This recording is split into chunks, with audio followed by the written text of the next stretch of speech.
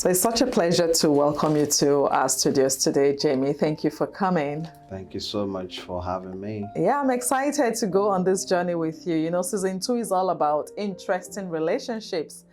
And knowing a little of you, and we've talked a little bit, I know that you did have quite an interesting relationship, I would say, with parents, with relatives growing up.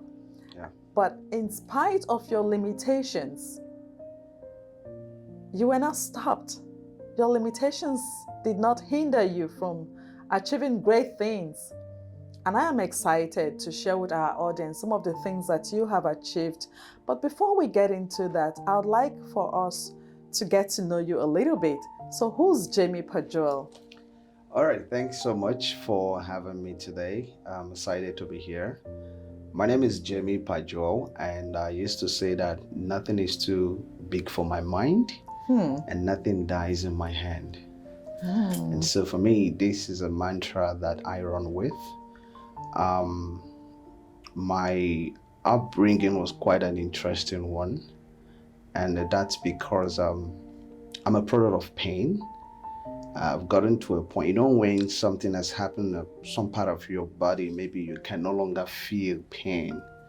And at that point, like basically for me, I've gotten to a point where I can say that nothing is too big for my mind to comprehend, and nothing is too big for my mind to dare. Now, diving into my upbringing, I was born into a family of 7 where feeding was by faith. Feeding was by faith? Yes, today what it's do you by mean choice. by that? Feeding was by faith because you literally will have to lift up your eyes to the hills from where comes your help. It simply means that we were so poor and broke that even poor people were calling us poor.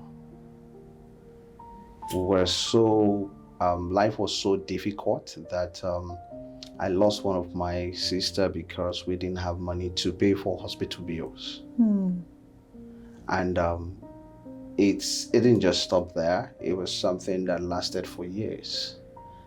And so I found myself in a family where it wasn't, if you were to choose where to come out from, I wouldn't have chosen that place. But you know, there's so many things that today I can literally say that some of those things were things that actually prepared me for the journey ahead. You know, it was so interesting that I was 10 years old when my dad and my mom had issues. We used to live in Onitsha together and all of that. So was this eastern part of Nigeria? Yes, eastern part of Nigeria. And then they both had issues. And so the family kind of got divided. So you have the Chelsea and the Man U. The Chelsea and the Man U. And then, so everybody just kind of went, some of my sisters, they went to Lagos. My brother started staying alone. And then I was sent to the north to serve my uncle. And there was literally kind of treated like a slave, but without a price. Wow. And just pause there for a bit. So your parents' marriage was it broken? Was it, did they go their separate ways? So they were separated and the kids had to be separated? Is that what you're saying? That's because literally then my dad kind of, I guess like he moved on or something, you know, without even caring about us. So he got to a point where I grew up hating him or not being in touch with him or something. So it got to a point, I remember one day that he was coming and then I was coming too. We passed each other without a word. Did he recognize you? Of course. You know, of course. How old were you at that time? Can't really say the exact, but I know that I was still very much small then. You know, at a point where you literally need that fatherly care. But it wasn't there. But it wasn't there, you know. So I was sent to the north and then to serve my uncle.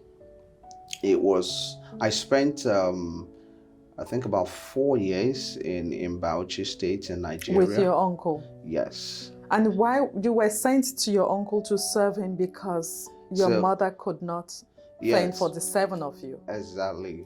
So because I mean, my mom wasn't the education person, but one thing about her is that she was a praying woman. Yes, she was a praying woman and always sharing with us the things that God told her about us. You know, that life that God told her about. But literally, if you look, you can't see anything, you know. So it was more or less like, so going to Bauchi State, serving my uncle, you know, he was into building materials. And every night, I'm always the last person to sleep, the first person to wake up in the morning. And sometimes when I make tea for the children, I don't drink my own at home. I had to take it to the shop. Right? And that's because I'll always have to go there, you know, do so many things, wake up in the morning, get the kids ready, and then he will have to take them to school with car. You know, after I think about 3 years or so, when my people kind of started putting pressure, that was when he put me in school. You were not in school? No, I wasn't. All this while? No, I wasn't. You know, the Igbo apprenticeship, serving your master and all of those things. So that was. But this person wasn't a master, though. He was your uncle. Yeah, it was my mom's, my uncle, my mom's brother, and then. So it was literally so much. The experience is something sometimes. I mean, when I think about it today, I just laugh over things, you know. But then it wasn't an easy thing because even when I was enrolled in school, I was always the last person to come to class because I would have to wait for him to go drop his kids, probably go see so many people, and then before coming to the shop, and then I'm expected to at least sell 1 or 2 things. So by the time he arrived, that's when I'm going to start going to school. Right? So, but for me, I've always, those things really didn't stop me, you know, as of then. I remember one day when I said, okay, I wanted to come back, go back home. But the question is, where is home? Because literally there was no place to call home. You know, there was no place to call home. And then a statement was made, so you want to go back home to become a burden to your poor mother. For me, I wasn't so sure about what's going to happen next. But there was this determination in me to just go home. And then I just made a simple prayer. I said, God, I want to be a blessing, not a burden. And then coming back, my elder brother. Oh, you left? Yeah, I left. And how old were you at the time? Can you remember? I think it was about, maybe 12 or 13, thereabouts. And then my elder brother managed to enroll me in secondary school. Then I finished. And then fast forward, when I did OND and all of that, and then my brother forced me to come to Lagos. It was literally against our will moving to Lagos because there was no plan. And we came to Lagos for about more than 1-2 years. We were sleeping under the floor, right? It got to a point where we literally started begging for food. But I remember one day, and I think for me that was kind of the turning point when I picked up a paper and then a pen. And then I started designing what I considered to be my vision, my dream. Putting them thoughts together and all of that, because then when I was in school, I used to go talk to people in departments, and at some point many people were calling me pastor and all of that. And sometimes when I finish talking, people, you see some students just run after me and just give me money, and sometimes that was literally how I was surviving, right? And then so when I got to Lagos, after many years, you know, I started kind of asking myself, what is it that I have that I can literally leverage on? You know, so that was when it dawned on me that I used to think that money is the only form of capital, you know. And so for me, my own capital, then I got a definition of capital, that capital is anything that can facilitate a startup. And so for me, that was where, so for me, courage and relationship were the two things that I was literally working with, because I had the courage to put myself out there, like started attending conferences and seminars, and then the courage to literally approach someone and say, hi, my name is this. And I used to have one suit then with long neck and all of that, but the same courage like I will still use the same courage and approach someone and introduce myself as if my father is a governor. So it was in this process that I went for an event one day, and then I met this woman. We call her BBM. That's Bimpe Bangboche Martins. So I met her at a conference where she was a speaker, and then after that, I approached her. Boldness, you know, shared what I considered to be my vision. And what was your vision at the time? So as of then was literally, because I had the courage to stand in front of people then to speak, so I wanted to start something called the Speakers Club.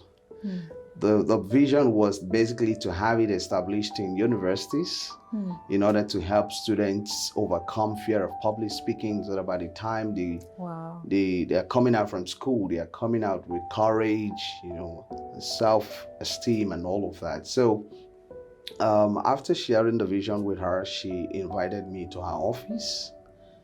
So literally, because she's into youth development. Yes. You know, so I think that was the first relationship that really literally gave me leverage as of that time, because being part of her platform really kind of gave me some level of clarity.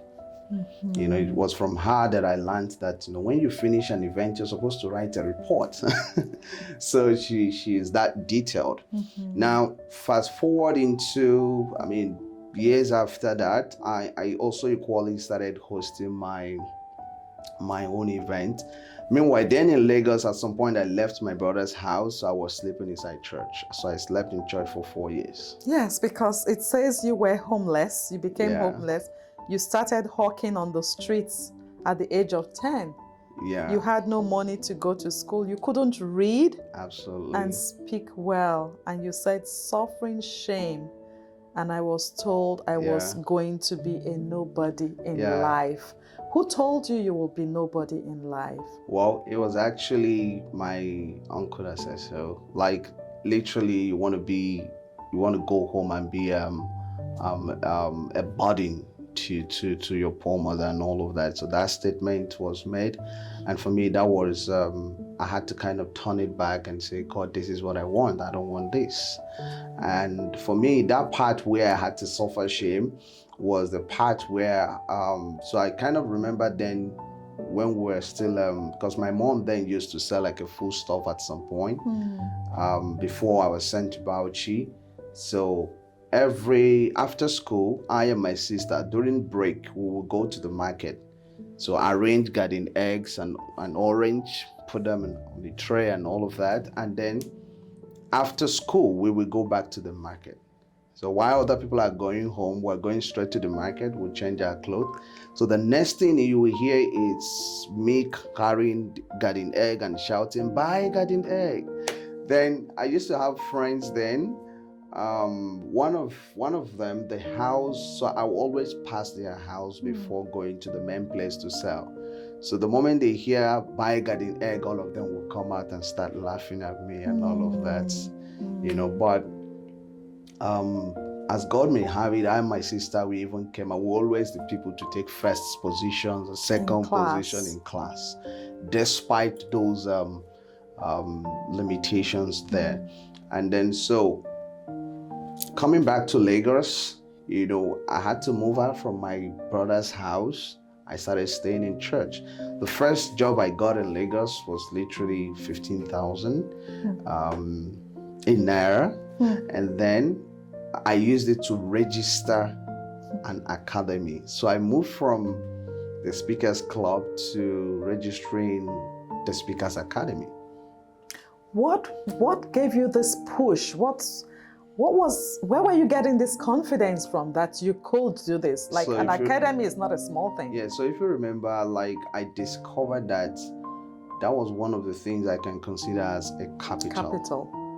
Yes, because even when I met my wife, right, it was still the same courage it took for me to approach. So I've always been that daring person from the moment, like, I realized that, okay, I had this courage, you know, I can approach things, sound so confident and all of that. So I think that started kind of, because literally for you to connect, you have to approach someone. Right. You have to sound like someone believing in yourself and all of that. So 4 years being in church, 4 years being in church, and then I remember from that point I was saving money to get my own apartment, and then I woke up one morning and what I had in my spirit was just host a program for women. Oh, wow. I was like, okay. A guy hosting a program for women, okay. And one thing about me is that once God puts something in my heart, I don't think it twice. I don't even wait to get clarity. I just dive into it and then start figuring things out. And so I hosted that program, Every Woman is a Star conference in the University of Lagos. And then I invited some female speakers that, you know, I consider to be like a role model. And that was the time I've always been this person kind of dreaming for bigger things, even when I had no means to execute them. And then I told God, I said, these 3 females, role models and all of that I would really like to build a relationship with one out of the 3. The program went successfully. Then after that, African Union invited me. You know, that was the first time I got paid. I was paid $1,000, you know. Just literally how impacting other people can serve as also as a channel through which you get so much blessings started coming to you. It's just more or less like that was literally how my own journey started. I didn't have so much money, but I had so much of social capital, which is being able to build quality relationship with people. Now, after that incident, the first time I wanted to kind of get global exposure, it was still the same relationship that I had to leverage on. Because I remember coming on social media, connecting with people. So if I see that you're doing something, and then I'll send you a message thanking you for all the things you're doing. Wow. And I'll just wait, hopefully that one day you will respond. And some of these people as of that time also will respond. They say, Jamie, thank you so much. I have to stop you there because that was how you connected with me on social media.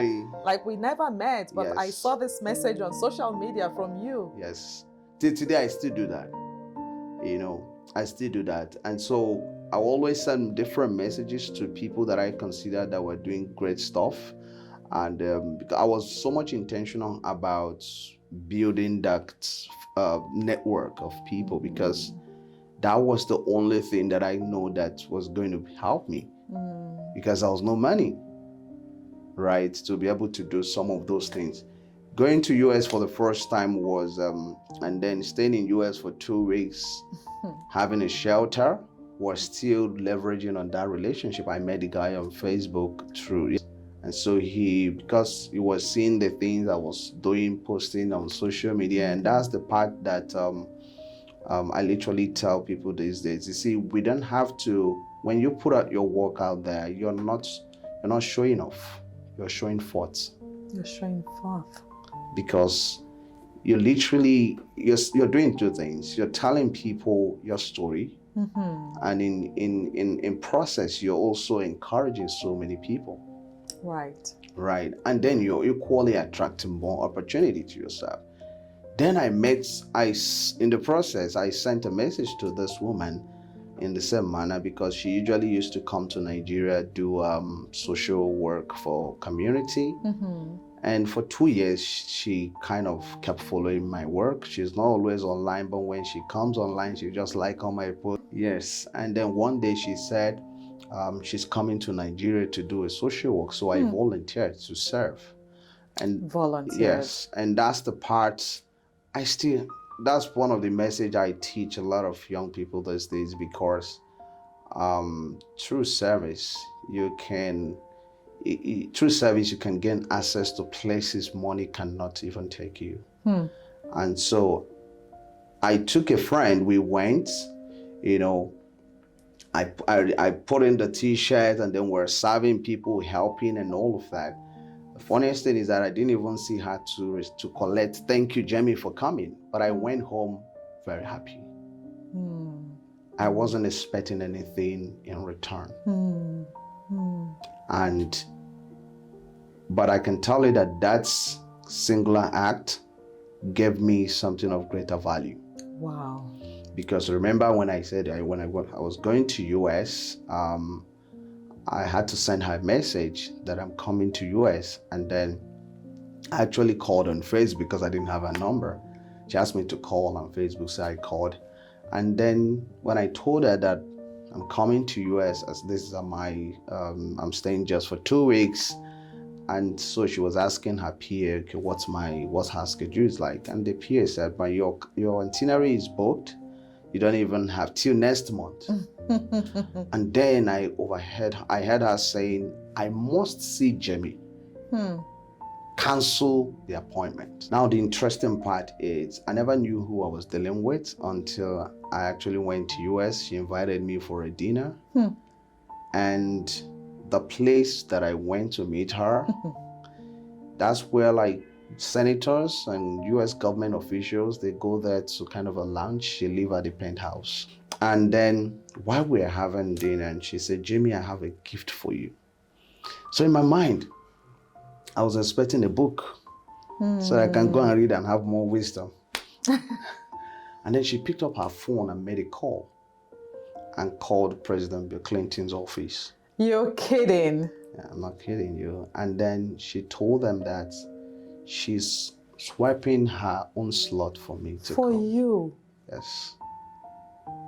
I thought it was a dream, but that was how the next thing. And I always dressed like going to any place, like I see from there I can be asked to enter private jet and let's move to. So I went there dressed in suit and everything. Like you're rightly like dressed I'm dressing today. And then she said, "Jamie, had it been you come to this place without dressing this way, I wouldn't have allowed you to come in here."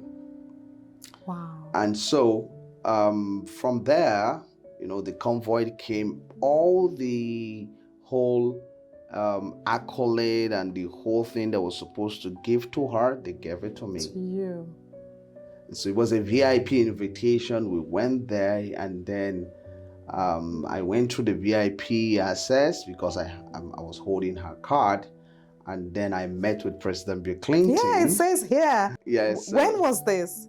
This was in 2018. So I met with President Bill Clinton and Hillary Clinton, and then had conversations about myself, about the things I was doing, and of course I took pictures. So that picture is on my LinkedIn. That picture inspires a whole lot of people, and even me myself. But come to think of this, why at that meeting, I had opportunity to, of course, say a few words and all of that. But it just occurred to me that it wasn't money that got me to this place. It wasn't by qualification. Like the people that came for that event. So I was right there. They started doing a fundraising, and then so people who want to go and spend maybe the weekend with President Bill Clinton, and you're hearing $10,000, $50,000. I'm like, really? They were bidding. They were bidding. And you just had a free pass. I just had a free pass. And all because of all a because relationship of someone, yes, that you nurtured. Absolutely. Intentionally. Absolutely. You know, these days, a lot of young people don't understand the place of relationship, and some would just any slighter thing and they would just say, you are not my God, you're not my God. And so in their mind, you know, this thing that when one door closes, another one opens. But hey, it might take you years for another one to open. So the cost of trying to open another door is higher than trying to maintain an already existing one, a relationship. And so for me, and again, when I connect with people, I don't ask for money. I don't ask for money. There are people in my life that I've never asked them for money, even as of then. Not that I don't need it, but I was trained to understand that you don't, you go after money cannot buy. That's the truth. Absolutely. You know, so I position myself not as a vulnerable person, but as a valuable individual. You are the walking definition of your network. Absolutely. Is your net worth. Absolutely. So literally, I was doing so much then without spending money, but leveraging on relationships. Leveraging on relationships around me that I've watered, nurtured over the years. The first time I was invited at the United Nations, you know, for a program, it was still through someone, BBM. Right. So for me, I'm a product of relationship, and even till today. So I see that you have lots of companies and you have lots of ventures. Oh, yes. And it's interesting because you started off with this very rocky childhood that might have traumatized a lot of people. And even with the relationship with an uncle who should have nurtured you, refused to send you to school.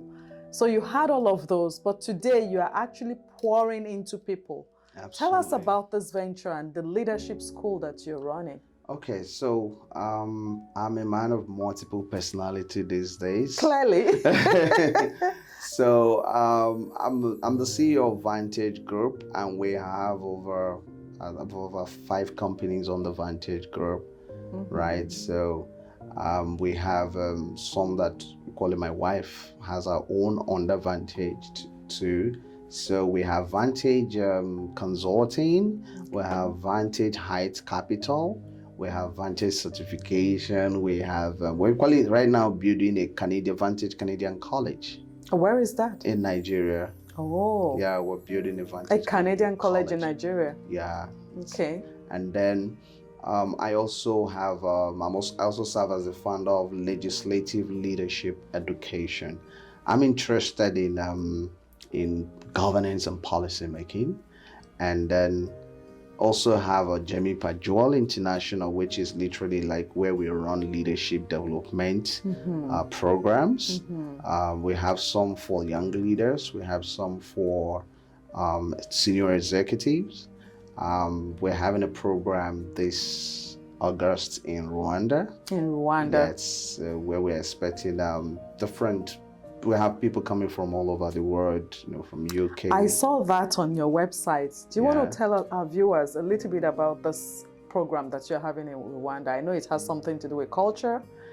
Yes, so enlighten us. Exactly. So if you look at what is happening in the world these days, especially within the corporate organization, COVID has changed a whole lot, and everything rises and falls on the leadership. And the whole idea, so the JPI Annual Leadership Conference provides a forum for business owners, CEOs and captives of industries to come together and reassess, you know, some of these challenges within corporate organization, as well as be able to discuss solutions. Okay. So we provide that platform that facilitates the conversation. Oh, wow. And then at the end of the day, we have some other activities like a cultural nights that we are bringing on board. And then, of course, use this opportunity to also recognize individuals that are doing exceptional both from the political side to corporate organization within a word. Wow. So it's an annual program. Wow. And have you had that program in the past before, or will this be the first one? No, we've been doing it for years now. In fact, last year we did it in Nigeria. Wow. Yeah, we've been having it, and next year we're also doing it in Kenya. Oh, so you're moving around. We move countries. Around Wonderful. countries. Jamie, it's interesting. You talk about leadership. Yes. And I know that for many young men, when the father figure gets it wrong earlier on in life, many of them do not see any positivity about a male figure, male leadership, you know. But you are different. What would you say is responsible for how you turned out? Because you could have turned the other way. Absolutely. But today you are building leaders, whereas you did not have a leadership or a mentor. So for me, it's about decision making. Getting to that point where you have to ask yourself, okay, you look at the state of things, and you know that by default, right, things are not right. But I have come to realize that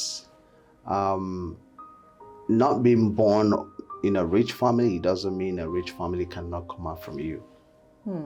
So there's a place of default and there's a place of design. So by default, the things I met, my driving force was really about family, changing the narrative and restoring the honor and the glory that wasn't there. So family was a driving force for me. So it was that driving force, literally, you know, the quest to conquer, to break down barriers. Because I know that if somebody, you know, literally to get to a point where somebody will have to rise up and say, not in my time. Otherwise, the same thing that my father wasn't able to conquer, the cycle continues. The cycle will continue. So what people call generational curses simply means a generation caused it. Yes, so it's about cause and effect.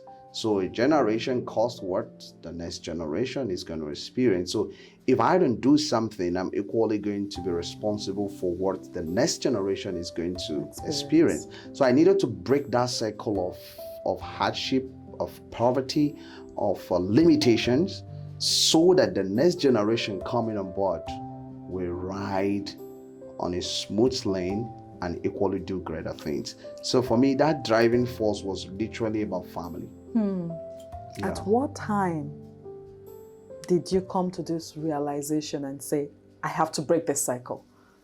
How old were you at the time, and what was going on at that stage in your life? I think it was literally having to lose my sister because of not having enough money to be able to pay for hospital bill. You know, that was when I realized that literally, if nothing is done, that means we are done. If nothing is done, that means we are done. That means this is how, it's either we do something or we accept this as our reality. Wow. And you didn't want that. And I didn't want that. So that desire and that quest kept me awake every night, praying, every night researching, every night, you know, going to events. That's very, very key, because opportunities don't come to people who stay in one place. So I was literally going out. In the process of going out, connecting. In the process of connecting, you are meeting people, you are gaining more clarity.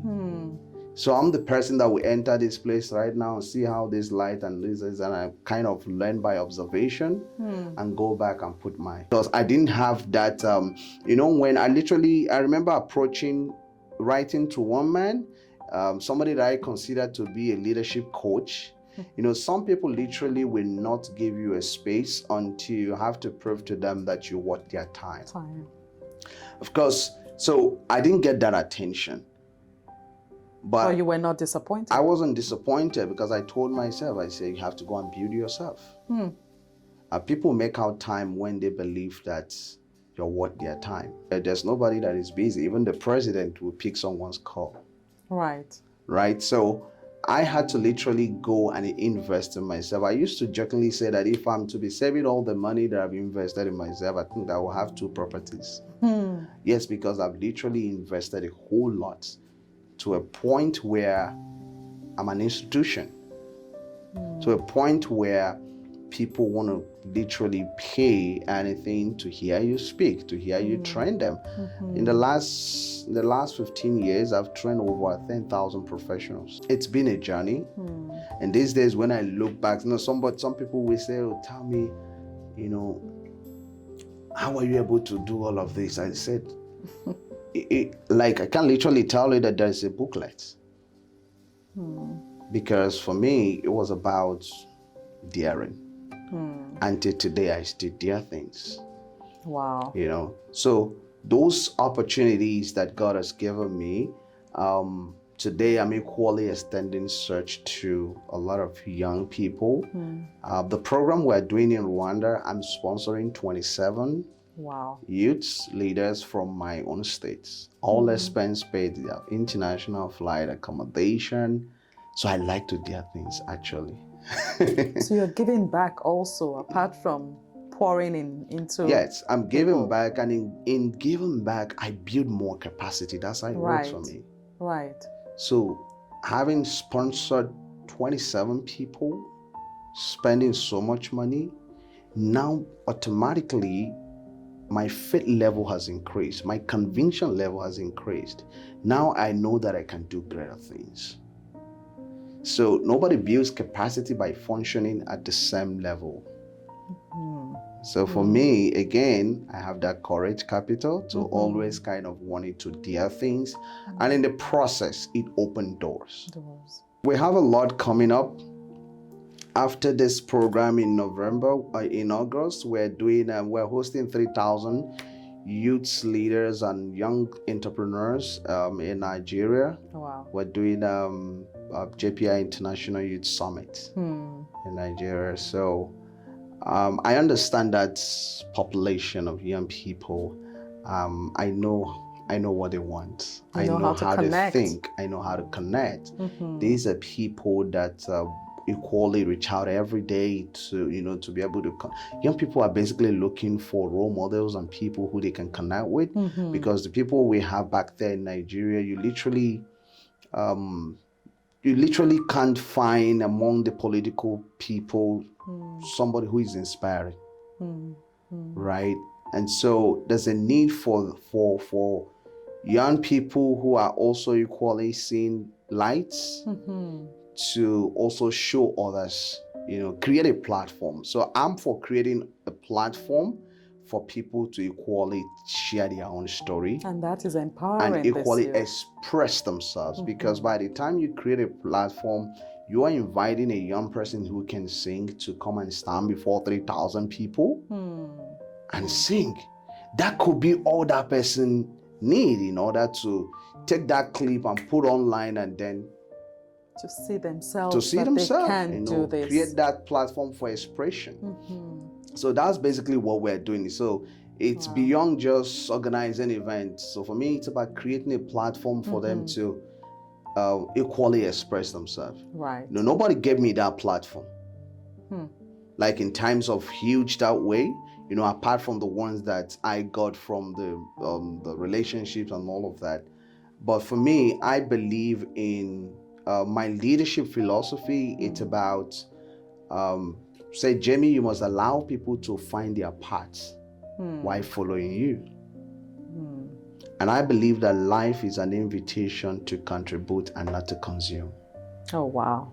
So that's my life philosophy. I believe life is an invitation to contribute and not consume. And not to consume. There's a river called Dead Sea. Just consumes. Just consumes, and it doesn't contribute. So that's why it's called Dead Sea. So I don't want to be a Dead Sea. I want to be a river that flows. As opportunity keeps coming in, I'm sharing with young people. And literally, that's how I find fulfillment. What a vivid analogy of the Dead Sea and of life flowing. Yeah, so also next year, we're daring to host a big women summit. We call it Global High Level Women in Leadership, Politics, and Governance. So wow. we're looking at inviting a female president, vice presidents, female first ladies, basically bringing them together, to deliberate, and equally from there launch more or less like a project that some of them who are interested can be part of it, because to champion that, for us to be able to equally give the girl child the opportunity, to people literally, some people just literally need that little push to shine. Absolutely. Well said. I represent that millions of young people all over the world, not just in Nigeria, who deep within themselves, believe somehow that life can be more, life can be greater. And at the same time, every day we're faced with challenges. Now, if today is my last day on earth and I'll have to say something to someone, the question will be, what will it be? Right? And in all honesty, what I would like to say would be, make sure that you fight and overcome those internal limitations, because they are more powerful than the external ones. Oh, wow. More powerful. Because what happens is that most times we are busy complaining about the external government policy, external. For those who live in Nigeria, economy is bad, external. But you see those internal ones, doubt, fear, they create a mental barrier and they never allow you to break through. So as long as they keep existing deep within you, you will literally get to a point where you begin to feel powerless. So when I say that my name is Jamie Pajoel and nothing is too big for my mind, nothing dies in my hand, I'm not joking. And that's because, you see, I've gotten to a point where I can expressly feed on possibility. It means I can think. Nothing is stopping me. So when, as an individual, are we encouraged, because challenges, they keep coming in different sizes. But one thing I've mastered is how to approach them as they come. They never finish. Wow. But as they keep coming, ensure that your response to them, it's never that of fear, but you're approaching them with faith. Wow. So I don't tell God about my mountains. I tell my mountains about God. We could keep you here all day, and I'm sure our viewers are enjoying this, but I know that we're going to be following up with your stories and your progress and all of these conferences happening. We hope to be able to showcase them and all the progress you're making. Thank you so very much for the privilege to share your story with our audience with the world. For giving the platform. Thank you. Thank you. I really appreciate it. You've heard it all. Relationship. This whole season is about interesting relationships. And although Jamie had a rocky start with his own relationship growing up, but he's been able to pour into other people because he's also allowed people to pour into him. He's made himself available by serving. This is nothing short of inspiring. I am inspired by your story, as I'm sure you all are. So please share this video.